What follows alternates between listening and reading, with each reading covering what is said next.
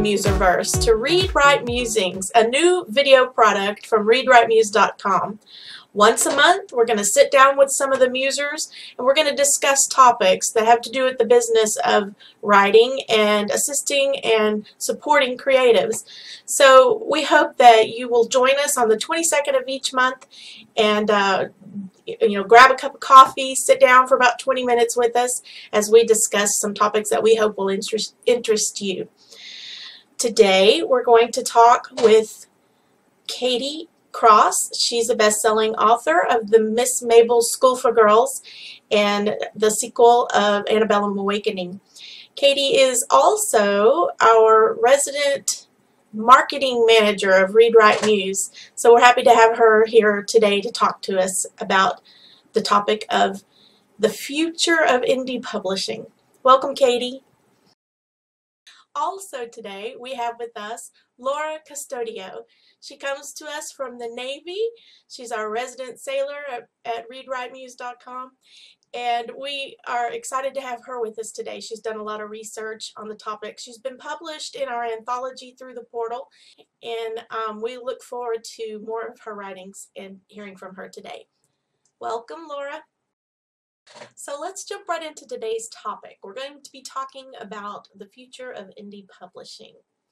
There's a glut of indie books published right now, and the competition is really driving prices down to the point where an indie author just can't recoup his investment and make any income from the books at this point.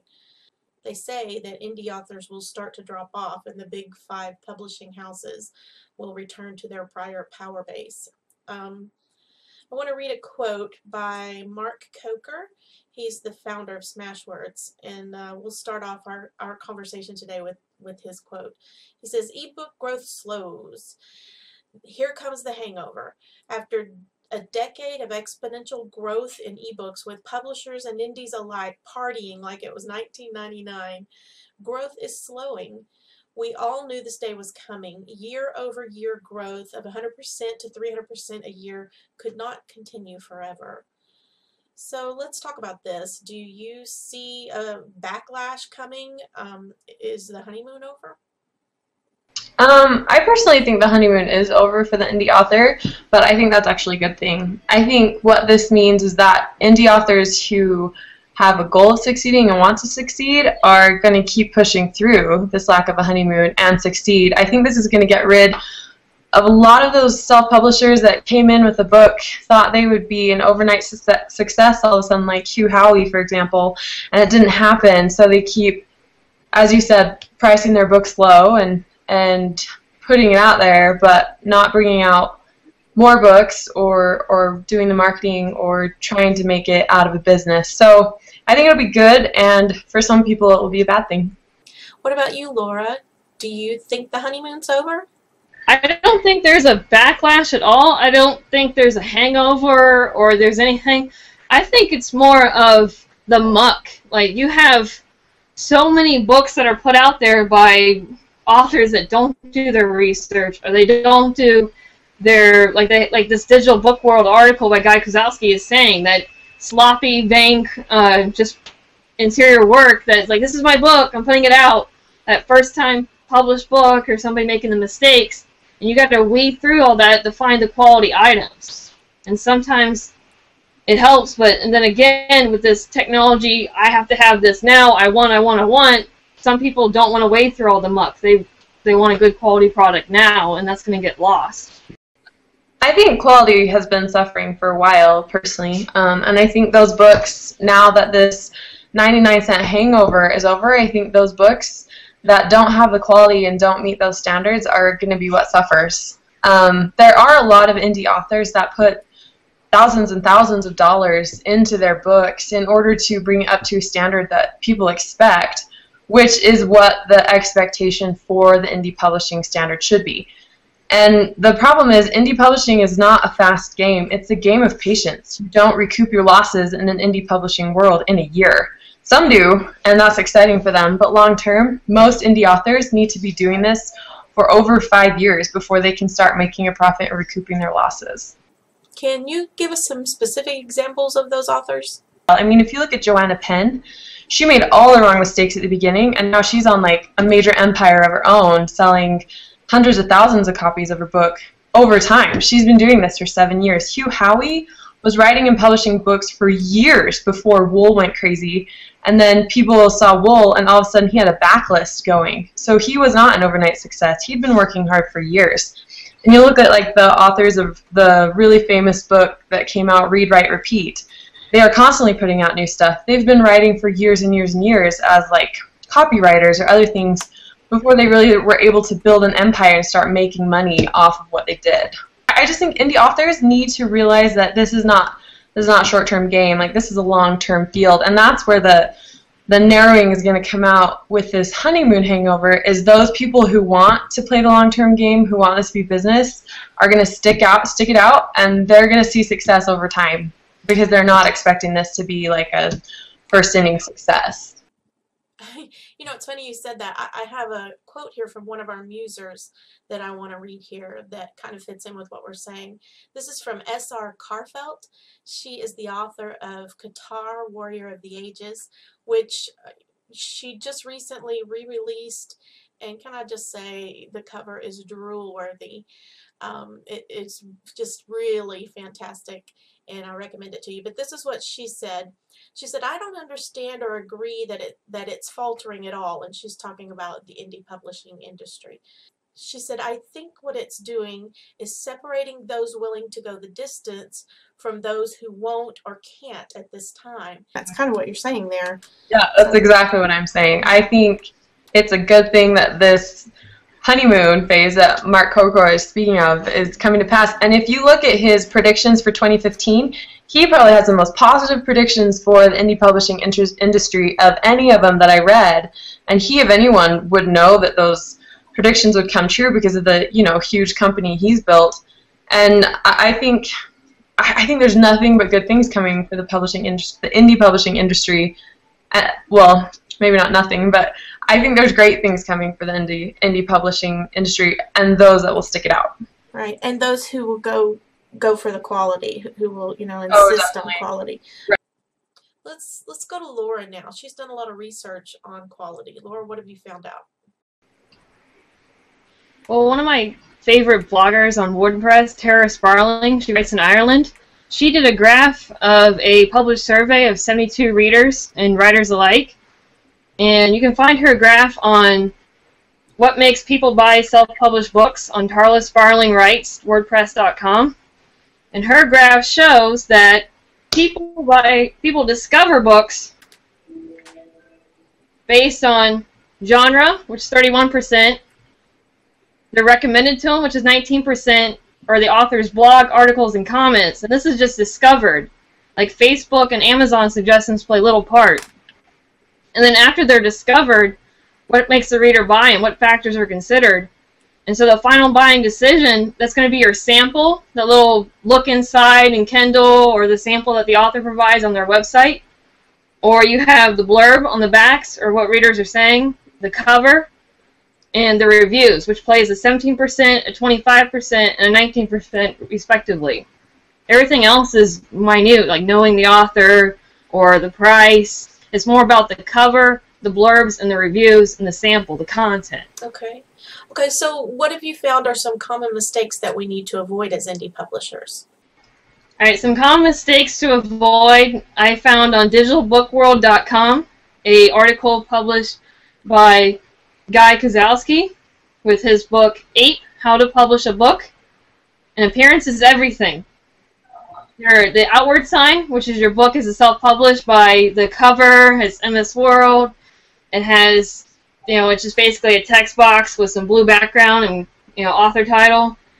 And then that's your internal sign is your writing. Is it, you know, we can tell a bad book by the writing, but also the editing and, you know, how does this get through? Like, how is this even like murder on the English language?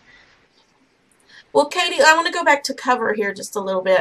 Your covers are just outstanding. Did you do those on Microsoft Word, or did you? How did you? No, my creativity pretty much stops at the written word. I definitely hired my cover out. My Miss Mabel's was done originally by Corey Clubb at GoBoldDesigns.com. He's great. And then he also did the Isadora interviews. And Antebellum Awakening was done by Jenny at Seedlings Online. They are just phenomenal. I could not be more proud of those covers. And you feel that it's worth the money to just get a professional to do them, hire someone that knows what they're doing. Absolutely. You know, there are some successful authors. They sell thousands, like hundreds of thousands of copies, and they actually design their own book covers. But, you know, it can be done, and some people do it, but I do not recommend it for the general populace. I mean, you really have to have an idea of what needs to be on a book cover, what looks good and what doesn't, and to be really confident in that sphere already in order to go that route, I think. And plus that takes a lot of time, and I think if you're approaching indie publishing as a business, then your time needs to be invested in writing, and all the other things that you can ship out, you need to try and do that so you can be writing. I just want to kind of interject here. When I first started, I knew nothing about publishing. I knew I wanted to put my book out there, but I had no clue how to do that or do it well even. So I went with a publishing partner, and it was Blue Harvest Creative, and they had years in the business. They are professionals who know exactly what is needed to put a book out. And they know all the ins and outs. I mean, everything from, you know, the color of the page that you're supposed to have, to the interior design, the exterior design, the ebook design. They just were phenomenal in helping me each step of the way. So that's one way. You don't have to do it, you know, on your own. You can actually partner with some people to help you and still remain an indie published author. Now, Laura, do you have any other information to help us there? No, but it really shows how, like yourself and Katie, how you say, like, I do writing, but that's the creativity really stops there, and I try to get the cover image I want, and the idea I want, and the interior, and I put that out to a more, like, that creative community, Blue Harvest Creative, or her publishing partner, and I think that just really shows that you just don't have to do it all by yourself. Well, and I would even say, to just add to that, is I didn't have a publishing partner like Blue Harvest Creative, and I have to say I have the utmost respect for Blue Harvest Creative. All the books that I have seen them put out have just been beautiful, but that wasn't something that appealed to me, so I was able to gather through networking and other indie authors my own network. I have an interior designer for my paperbacks. I have a team of professional editors. I use 3 for every novel. I also have an ebook formatter, a cover designer, and a host of beta readers that are just phenomenal. So the thing with indie publishing is, if you're doing it alone, you're doing it wrong. Because really, you just can't do it alone. You can't. You just can't wear all the hats and hope for long-term success. It just takes away too much time from putting out more products. So I would just say that there are so many avenues for indies now that it's just so cool. I mean, it's so cool. Yeah. Well, I want to go ahead and go to an article that I read in the Huffington Post, and I wanted to just read a quote from that article. It says, "Discounting is a slippery slope. Once customers are conditioned to expect big-name authors at $3.99 or less, the entire industry will be forced to go there." So let's talk about that a little bit. You know, I would say the price war has definitely raged its battle. I mean, it's gotten to a point where even selling a book for 99 cents doesn't always do anything. And there's actually been studies to show that people who buy the book at 99 cents or get it free aren't likely to read it right then, because they don't really give that much up for it. So unless there's a great motivation to read that book and you've been waiting for it to be on sale, readers don't really always read that book right away. However, there are a lot of traditional authors that are joining that bandwagon. Like, I bought Outlander from Book Club for $3 on my Kindle. It was $2.99, and that book is ginormous, and it's huge. You know, so you can look at just about any publisher, author, and see that they're trying that. But at the same token, I think the Hachette-Amazon dispute, I couldn't totally side with Hachette because I think it's ridiculous when they're charging over $10 for an ebook. Yes. You can buy paperbacks for cheaper than that, and the cost of production for an ebook is not equivalent to $10. I just think that's ridiculous.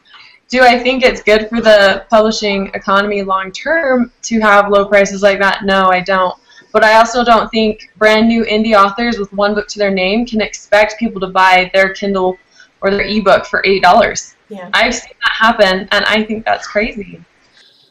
I read today that the book selling industry is still the highest grossing entertainment industry at something like 151 million a year, as opposed to, say, the movie industry that's right around 131, somewhere like that.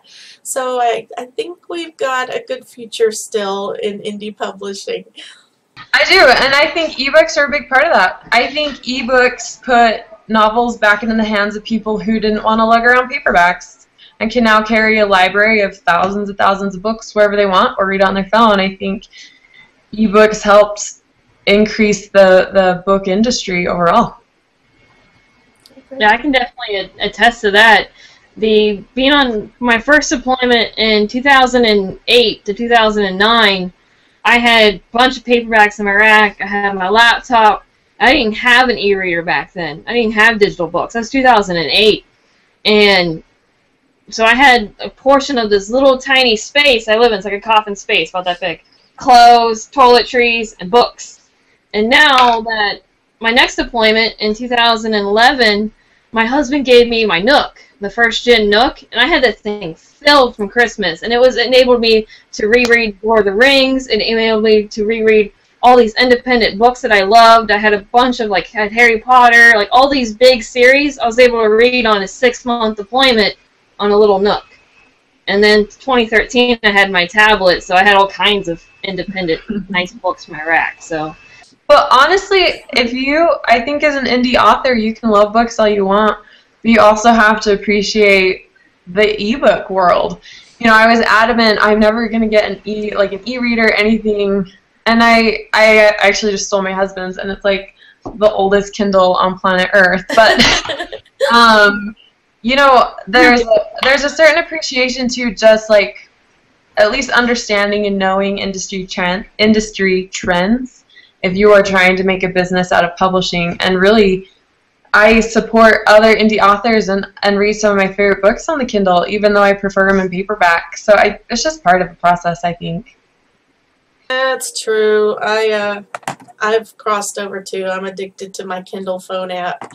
So yeah, it happens. It's just so much easier to manage. And I was one of those that I needed the smell of the book and the whole book experience. But yeah, I crossed over.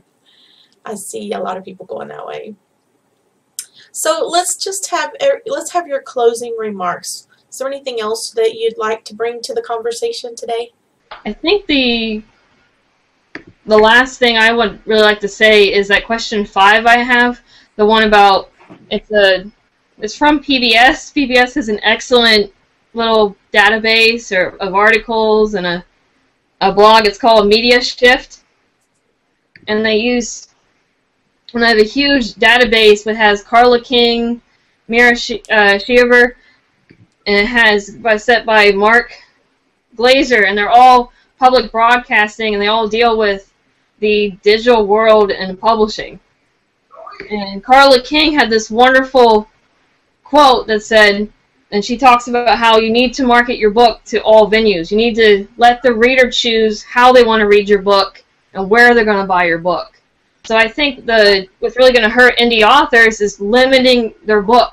Like saying, oh, I'm only going to keep it on this one shop, like Amazon Kindle, or I'm only going to sell it print on demand and I'm not going to do ebook because I'm going to fight that. They should just accept technology and offer the book how I have readers that want to read on Nook, but all the books are offered on Kindle. I can't get these readers I have with excellent reviews, with excellent they want to read this book, and the cover, the genre, the sample draws them, but they can't read the book because it's on a Kindle and they have a Nook. So the author, the independent author, needs to realize they need to cross-platform. Yeah, Katie, I'm going to come back to you. We've had conversations about this extensively, about whether to go Kindle Select or not. And I've noticed you've made some changes in your author pages lately. So would you like to address this? Yeah, no, I would. I was so anti-exclusivity. LaDonna, if anyone knows this, I would go on tirades about it. The same thing, saying, no, you can't just have one platform.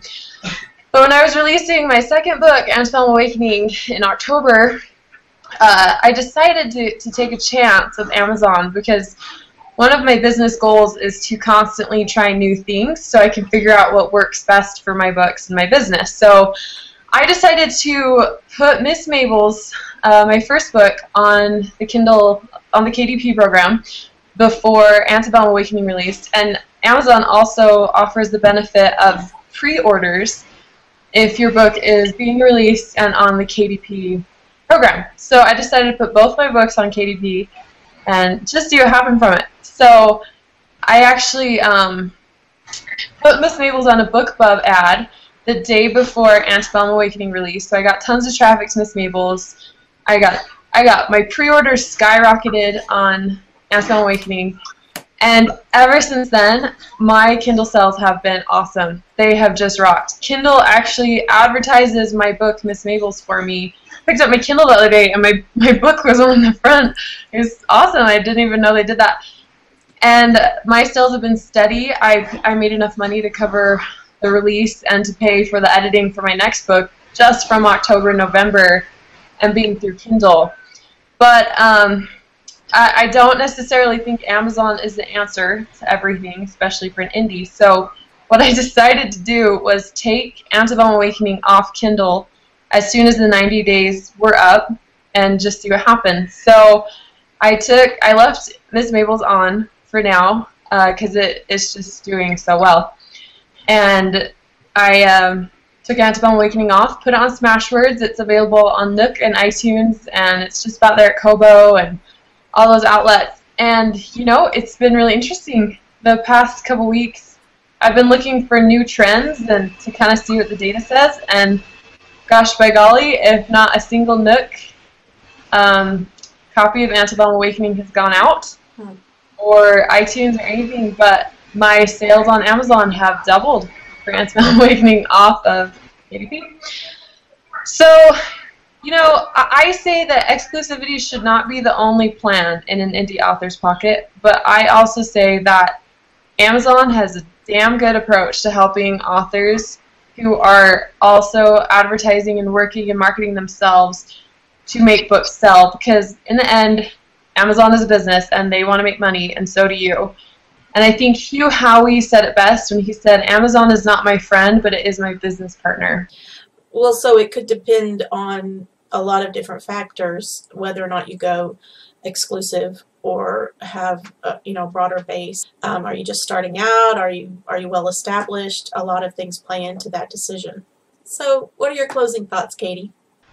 I would just say that, you know, indie publishing is really exciting time right now. It's at a great stage, and for those who really want to dedicate themselves to it and work hard and try new things and stay in it long term, I think the outlook for them is up, and I think these changes are just going to weed out those who aren't in it for this long-term game. So I'm actually just really excited to be part of it. I really look forward to everything that publishing in the indie world and whatever else is going to bring. I'm excited. I agree. It is exciting. So I think we've come to the conclusion that the future of indie publishing is very bright. So I hope you've enjoyed this little chat. And next month, you might want to come with your slicker on and an umbrella. It might get a little bloody up in here. We've got the Shield Maiden coming. We've got our Read Write Muse editor. And we also have the literary hit woman coming to talk with us about editing. So who knows what will come of all those knives wielded